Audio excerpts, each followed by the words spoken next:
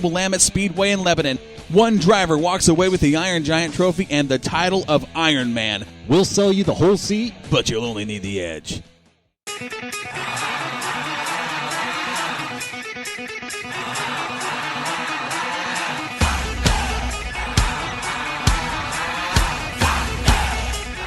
Now, back to the Jetstream Aqua Massage Studio for more Northwest Dirt News live on Spreaker Radio.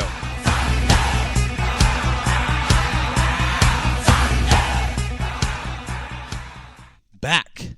Yes, sir. Back for round two, our second segment here at Northwest. That's right. We're back. Yeah, it's good to have Warren back in the studio. It is. You know, he takes a week off, and I'm glad he got it together and was able to get back in the studio. I wish I wouldn't have had to take last week off because that was freaking miserable. I got to tell you. I bet. I don't doubt it one bit, dude. But it's glad to have you back in the studio and bring in your crazy sense of humor, and we got it. We heard how much we suck and how much everybody missed Warren, and we did. We didn't have the humor. We didn't have the yo mom jokes, and we didn't all monotone, huh? Yeah. No, we got a couple text messages. Where's that smart ass Warren? How come he's not on the show tonight? This sucks. The swear shucking chat line was blowing up. It was. I'm sure it was. Yep.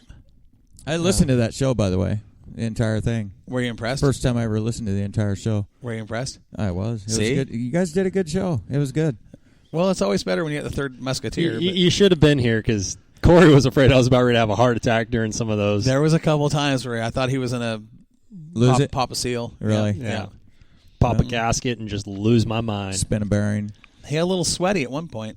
Beads building up. And so, Warren, you've got something set up for us here in the second segment with we're going to talk with Mr. Gilman. Jeff Gilman. I believe that's him calling now. Okay, you want to go ahead and put that on, get that connected? So, now what is this? All right. Northwest Dirt News, you're on the air. Hello, Jeff. You there, Jeff? Come on, Gilman. Talk to me, buddy. All right. What did you do? Widescreen. Our technology guy is not being technical. Are you kidding me right now? No. Jeff, are you there? This is not a joke. I think he just hung up. Oh, my I don't blame him. Just call him back. He'll call back. Jeff, please call back. We're going to try a different method of getting you on the air here. We'll call him. It's not a problem. Okay, we're going to call you, Jeff. So, but what these guys have going on, Warren, is a pretty cool deal, and I'm glad that you brought it up to talk about it because I saw that and I thought, well, that's a pretty neat deal. And you hit me up, was it last night? Yeah. And said, hey, what do you think about talking about this on the show? The autism awareness and the autism car. And that's what it's going to be about this weekend. Is they're going to be up here representing for autism awareness. Right. Easy for me to say. Yeah. We'll get these guys on the air here. Just short. You got it set up widescreen? I think we're set up. Mr. Gilman, are you there? Yes, I am. How you doing, buddy? I'm doing good. Is that coming through on the? Good. Can you guys hear us out there? Yeah, I've got you. There we There we go. Much better. So you guys have got some pretty cool stuff going on with your race team with autism awareness. I want to talk about that and what you guys are doing to raise awareness and how you do it at the racetrack. Okay. Go ahead.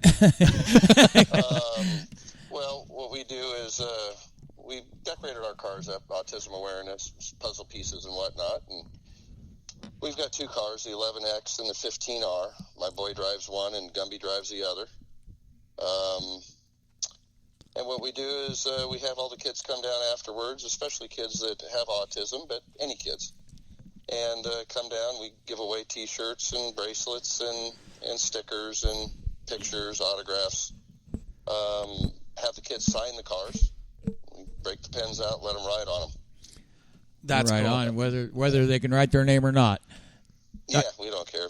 I spoke with you earlier. I spoke with you earlier on the phone, and it sounds like you are totally invested in this, and it's all about the kids, and it's such a cool thing that you're doing. Yeah, it started years ago when I was doing go-karts, concession go-karts in about 6 different states. I had a couple of setups running around, and we worked with kids from 6 years old up. And a lot of parents would bring their kids, and basically we were paid babysitters. Around and around we'd go in the parking lots, Walmart and whatnot. And then from there we got into racing, and we started promoting a lot for the kids. And then Gumby, of course, his kids all race. They've got a micro, and cage carts and all of that. And so we've just kind of continued that on. I've got a grandson that's autistic, and so we work with another program called CBAP here in Forest Grove, Oregon. That's it's a community-based activities program is what that stands for. It's a six-week summer day camp. That's it's an inclusive educational program. Originally, it started out being in 1990 by parents and teachers to address some needs for a summer program for children with disabilities. And so they started with 16 participants in a van, and now they're up to 150 participants with kids with disabilities and others. Wow. It's a nonprofit organization, so we take the cars down there, put all the kids in the cars, take pictures. They put together all kinds of stuff with the pictures and whatnot for the parents. And it's here in Forest Grove. They got a website. It's CBAP Kids. If somebody wants to donate and help kids that can't afford to be able to go to the program. And what they do is they take them to the beach, the zoos, out canoeing, swimming at the lakes. They take them all over. So we're involved with that as well. So typically we try to stick with the kids. Do they bring the kids to the racetrack, or is that something a lot of the kids can't handle because of the noise? Well, again, we do all of it. The ones at the racetrack we deal with at the racetrack. The ones that aren't at the racetrack, again, through the schools and whatnot, we deal with them there. We just try to get to the kids mostly. That is awesome, because I mean, truly, the kids are. I mean, without the kids, our next generation, racing doesn't thrive, and to bring the kids in that wouldn't normally have an opportunity simply because they're autistic, and you guys get them involved it's great. I love to hear that. Very cool deal, and I'm glad that you guys are bringing this deal to Willamette, and we're going to talk about that when you're at the track too, because I understand you have some giveaways. Yeah, we give away everything. We give away T-shirts and bracelets, and we'll give away the motorhome. Hell, anything. Yeah, you got everybody's attention now. Yeah, no kidding.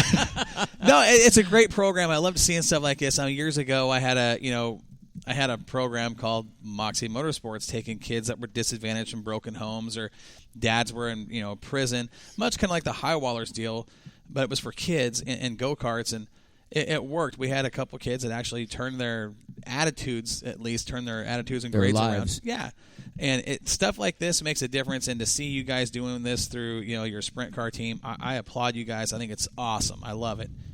Well, Corey, it's kind of like if you look back in the past, where kids with autism were put in institutions, right, and they weren't allowed to be in society. Mm-hmm. It's just so neat to see how, with all the terrible things happening in the world, that there are still people out here doing really cool things for a really good purpose and making it socially acceptable, and it's just, it warms my heart. It does, absolutely. I agree with you. You guys that's an awesome deal, and I love the you think about the autism logo and you think about the puzzle pieces, and there it is. Yeah, that's a cool looking race car. I love it. I think that came out pretty good. We've got decal machines and stuff, and we make most of what we need and just piece it together and put it on the cars. It's so cool. So let's talk about your drivers. Give us some background on your drivers and how their involvement in racing came about. We know that Gumby's been established for a long time. Chris Batalja coming out of the Hornet ranks, if he want, and moving his way up, and now he's in a high horsepower sprint car. Nice. Yeah, and what's neat about him is a family, Bat Racing. All his kids race from cage carts. Now JoJo, they just bought a micro for her. His 15-year-old Kaylee, she races you call it a Hornet. Up here it's Sunset, they call them 4Bs. Right. And so all of his kids race, and that's again part of what we do. Gumby does a good job. He's fairly new at it, and every now and then he gets a little lesson. We went up to put the wing on, went up to Elma, and he brushed the wall hard. brushed it hard. There's no brush in the wall at Elma. It's you tag it or you don't. Yeah, that's a fast track. Yeah, it tore it up, but that's okay. Yeah. He said he was comfortable right up till then. No I tried kidding. to explain to him I wasn't comfortable before then, but that's okay. A lot of work for Dad, right? What was that? A lot of work for Dad. Yeah, I do. I take care of the cars. I build the motors. I do it all. Jake last year down at Cottage Grove, he wrecked one hard in the wall as well, and then I think it was a year before up at Elma, somebody drove through the side of him, so I cut that frame in half and took a couple frames I had and put a new car together. That's the one he runs. Yeah. And Jake is my boy. Him and Gumby are good friends, so they run the cars, and I work on them. And as a side note, I've got a friend that helps us as well. He's 73 years old. I'm just about 60. And he bought my dad's last race car in 1961. He raced all through the 60s, owned sprint cars up into the set, as they started emerging. He sold his about, 5 or 7 years ago, his sprint cars. He raced both pavement and dirt. Tony Thomas drove for him, a number of people through the years. He ran over Meridian, and he's had just about everybody in his cars. And when he sold his cars, he somehow smelled that I had sprint cars and ended up standing in front of my house. In fact, he looked at me and said, "Hey, I smell sprint cars in there." And he was right. There was some. And so, anyway, he goes to every race with us, has been for years now. Just every single race, he's there. Most of the time I take him, but if I don't, he'll drive to any race anywhere, whether it's Yakima, he doesn't care. Elma, he shows up at every single race to help. And he's 73 years old, doesn't look it. I think sprint car racing keeps you young. I love it. I love it. And so he's a big part of what we do as well. Again, and Jake, my boy, he drives the 15R. Gumby drives the 11X. Both Maximum 360 sprint cars with ASCS motors in them. Nice. I got quite a few sponsors as well, and that's quite a story how I get those. But well, and let's talk about that because we were talking about car counts earlier and how they're down, and we're seeing, I think, less and less sponsorship. Really, we are seeing less sponsorship on cars, and maybe that's a future show for us here. But let's talk about what you guys do to get sponsorships for your program. Well, basically, I own a decal setup where my daughter helps me, and she'll make me a bunch of decals, and I put decals on my cars. Now, most of the time you get sponsors, and then you put their decals on the car. What I do is I have a lot of friends. I've lived in Forest Grove for my whole life, damn near 60 years. And so everybody I know that owns businesses, I put their names on my car, and then I go show them pictures of their name on my car, and then they feel they like the looks of it, and they say, "Well, how much do I owe you?" And so they typically give me money when I leave, and that's how I get sponsors. I Genius. do it backwards. Genius. I don't have time to go around and feed people drinks to get their sponsorship, and so I just spend the time putting decals on the car and then go show them to them, and then they're happy to oblige me with some money. I love it. That genius idea. Oh, That's the my first time word. I've heard of somebody doing that. I'm more comfortable in the garage than I don't drink or anything, so I don't do good in bars, even though a number of my sponsors are bars. But that's because I got friends that apparently drink and own bars. Hey, One guy I know, Alan, down at Last Lap Sports Bar in Cornelius, went in there, showed him the picture. He said, "Wow, that's cool. How much do I owe you?" I said, $500. By the time I left there after having lunch, he had given me a full screen printing complete setup. But I don't know. He had paid, I believe, $20,000 for the whole setup, everything from dryers to everything. And then he had it about 5 years, and I guess he was ready to get rid of it. And so he just told me, "Get your trailer over here and load all this stuff up." So out of that sponsorship, I ended up with a full screen printing business.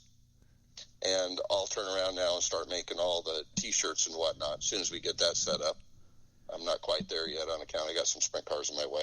you want to hang out? Wow, genius And, move. I could put your name on the car and see what I can. Now watch, it'll show up here next week with a Moxie sticker or a Jetstream sticker. I love it.